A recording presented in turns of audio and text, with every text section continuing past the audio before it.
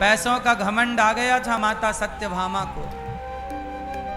भगवान की तीसरी पत्नी है सत्यभामा। पहली पत्नी है रुक्मणी जी, दूसरी पत्नी है भगवान की जाम्बवती और तीसरी पत्नी है सत्यभामा। एक बार माता सत्यभामा को अभिमान आ गया और ये सत्यभामा ये पृथ्वी माता का स्वरूप है। ये पृथ्वी माता भगवान की तीसरी पत्नी है। ये पृथ्वी भगवान की पत्नी है। तो भगवान की पत्नी मतलब माता, इसलिए कहते हैं कि वो पृथ्वी माता है। तो हम सब किसकी गोद में बैठे हैं? भगवान की पत्नी अर्थात अपनी माता की गोद में बैठे। ये धरती माता है।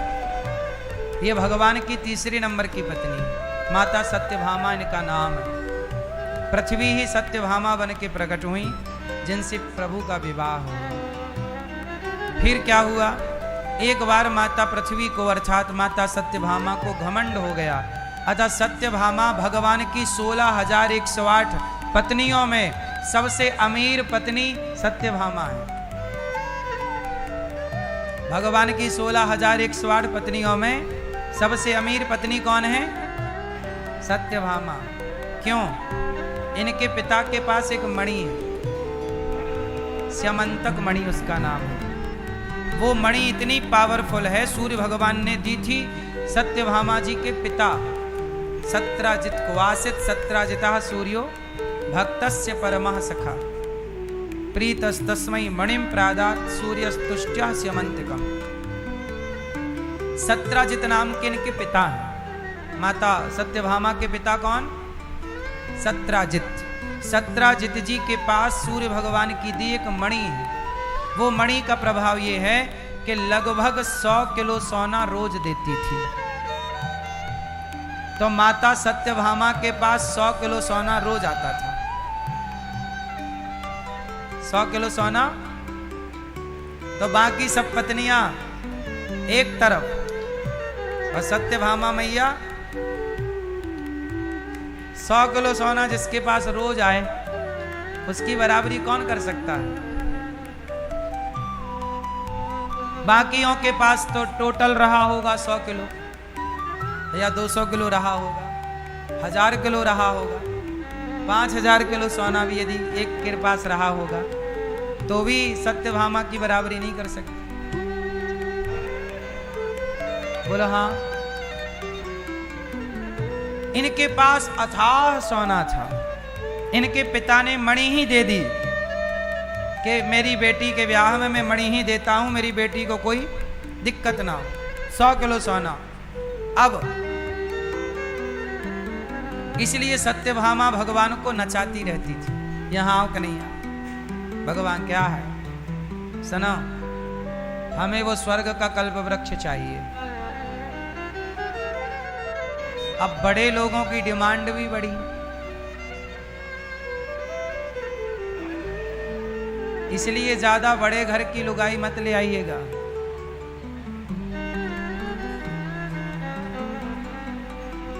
आपके लिए बोल रहा हूं।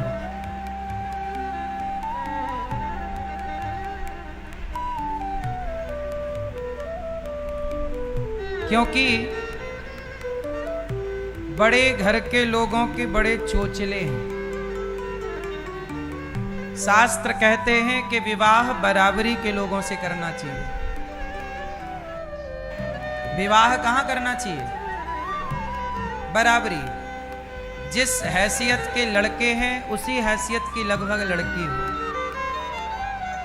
जिस हैसियत की लड़की है लगभग उसी हैसियत का लड़का हो। अब जैसे लड़का तो है बिल्कुल गरीब और लड़की आ जाए पैसे वाली, तो वो पति की तरह व्यवहार करेगी कि नौकर की तरह?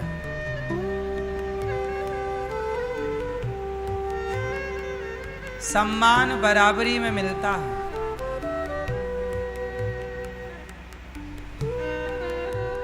ट्रंप जो है, ट्रंप छोटे छोटे देश के प्रधानमंत्रियों से तो ट्रंप मिलते भी नहीं। छोटे छोटे देश के प्रधानमंत्रियों से ट्रंप मिलते भी नहीं। चलो 5 को एक साथ बिठा के बात कर लेते, चलो आप आए हो तो 5 इकट्ठे बैठो, हम 10 मिनट में निपटाते हैं तुम्हें, जैसे नौकरों को निपटाते, चलो। लेकिन कोई बड़ा देश का प्रधानमंत्री हो तब ट्रंप ठीक ठीक बात करता है। तो बराबरी चाहिए, बोलो हाँ। बराबरी नहीं है तो ये पूरी दुनिया का हिसाब है, हम केवल एक का नहीं कह रहे हैं, सबका। इसलिए संबंध बराबरी, इसलिए हमारे यहाँ समधि होता है, समधन होती है। समधि मतलब, धी मतलब बुद्धि, धी मतलब धियो यो न प्रचोदयात्, धी मतलब जोर से, और सम मतलब बराबर, सम, तुम भी हम भी सम, एक सी विचारधारा, एक सी। 19-20 चलता है, थोड़ा बहुत चलेगा, बोलो हाँ। अब जैसे लड़की गरीब है और लड़का बहुत बड़ा आदमी हो तो वो तुम्हारी इज्जत कर पाएगा?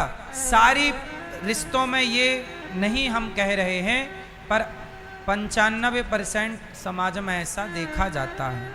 कुछ परसेंट जो समझदार लोग हैं वो सबको निभा लेते हैं, कुछ परसेंट अच्छे हैं सब जगह, अमीरी में भी और गरीबी में भी कुछ लोग निभा लेते हैं, पर कुछ लोग।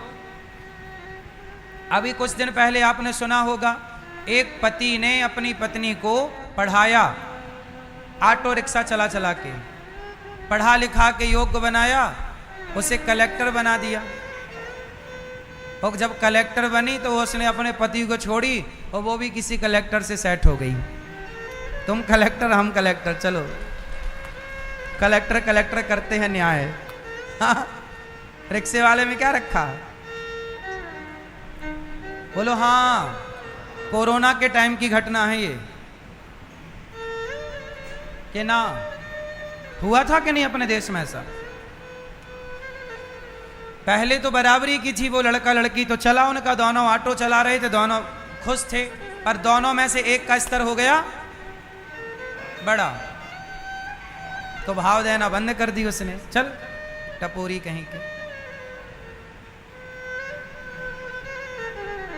ऐसे ही भगवान श्री कृष्ण की पत्नी माता सत्यभामा, बहुत पैसे का एक बार उन्हें आ गया घमंड, और भगवान देखो सबका घमंड तोड़ते हैं।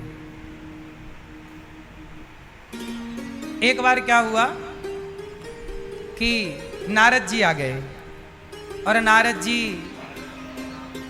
ने माता रुक्मणी जी से कहा कि रुक्मणी जी, कृष्ण को हमें दे दो। रुक्मणी जी बोली नहीं, मैं अपना पति कैसे दे दूं? सत्यभामा से मांग लो, वो दे दें। सत्यभामा से मांगने गए नारद जी कि ऐसा करो, आप हमें अपनी कोई प्रिय वस्तु दे दो, दक्षिणा में भोजन कराए नारद जी को सत्यभामा मैया। तो नारद जी से पूछा कि आपको क्या चाहिए? तो नारद जी ने कहा जो आपको सबसे प्रिय वस्तु हो वो आप दे दो। तो कहा कि आपको प्रिय क्या है? बोले कृष्ण प्रिय है। तो नारद जी ने कहा कृष्ण ही दे दो। सत्यभामा जी ने कहा अच्छा जाओ। हमने दिया, और जब दिया तो नारद जी ने बुलाया कन्हैया को, यहाँ ये पकड़ो हमारा कमंडल, अब आज से तुम हमारे चेला, अब जहाँ जहाँ हम जाएं हमारा कमंडल लेके चलो। अब भगवान ने पकड़ लिया कमंडल, और नारद जी जहाँ जाएं अब भगवान वहाँ। अब सत्यभामा बोली अरे मेरे पति को लेके कहाँ जा रहे हो नारद जी? नारद जी बोले आपने ही तो कहा कि मैंने पति दे दिया। अरे दे दिया का मतलब ये थोड़ी कब लेके भाग जाओगे? तो नारद जी ने बोला पर दे दिया का मतलब क्या हुआ? अरे ऐसा है कि आपका भी अधिकार है हमारे प्रभु में, भगवान में तो सबका अधिकार है, सब लोग अपना मानते हैं, ये हमारे भी हैं। जैसे हम 16,108 सब लोग ना अपना मान रही हैं, पर कोई लेके भाग छोड़ ही रहा है। आप तो लेके ही भागने लग गए। नारद जी बोले नहीं, हम तो एक जगह ठहरते नहीं है, अब हम जहाँ जहाँ जाएंगे हमारा चेला कमंडल पकड़ेगा, चलेगा। चलो अब तो लगी रोने सत्यभामा मैया, नहीं हमें ऐसा ना कहो, छोड़ के ना जाओ। हे नारद जी, अपराध हो गया, हम वापस लेते हैं अपने वचन। नारद जी बोले नहीं, हम वापस नहीं देते आपको, आपने दे दिया, हमने ले लिया, बस बात खत्म। सत्यभामा बोले नहीं नहीं नहीं, कुछ और ले लो इनके बदले, क्या दे सकती हो? सत्यभामा बोली आपको क्या चाहिए? जितनी दौलत चाहिए हम देंगे।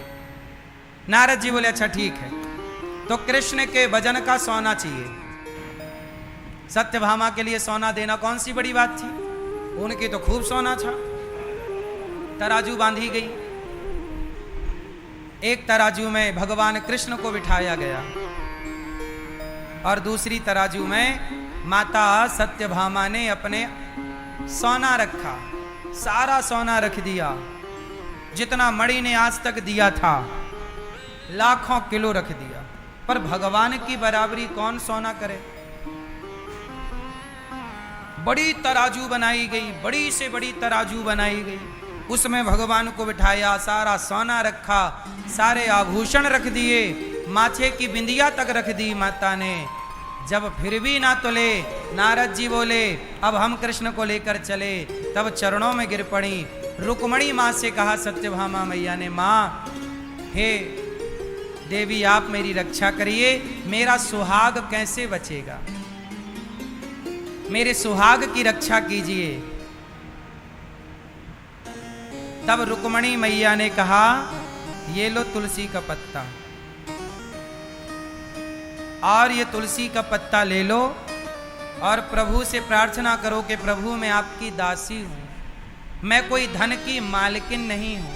अभी तक आप धन की मालकिन हो, अभी तक आपने दासी भाव स्वीकार नहीं किया, प्रभु की शरण में आप गई नहीं। प्रभु को आप पदार्थ से खरीदना चाहती हो, भगवान को आप सोना चांदी से तौलना चाहती हो, वो किसी सोने चांदी से तुलने वाले नहीं, पर प्रेम में बिक जाते हैं। ये तुलसी के पत्ते से तुल सकते हैं भगवान, पर करोड़ों की संपदा से नहीं तुल सकते भगवान।